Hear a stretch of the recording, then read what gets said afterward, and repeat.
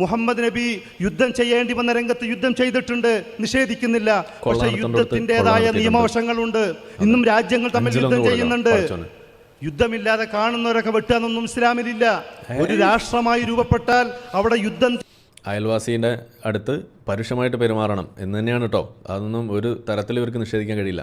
ചെയ്യേണ്ടി വന്നാൽ യുദ്ധം ചെയ്യേണ്ടതുണ്ട്. യുദ്ധം ചെയ്യുമ്പോൾ പോലും നിങ്ങളുടെ കുട്ടികളെ കൊല്ലരുത്, സ്ത്രീകളെ വേട്ടയാടി കൊല്ലരുത്, രോഗികൾക്ക് ദ്രോഹം ഉണ്ടാവരുത്, വൈകല്യം ബാധിച്ചവരെ ബുദ്ധിമുട്ടിക്കരുത്. ഇങ്ങനെ ഫലം 6 വയസ്സുകാരിനെ കെട്ടാം, 9 വയസ്സുകാരിയെ പൂശാം, ഇതൊക്കെ ഉണ്ട്.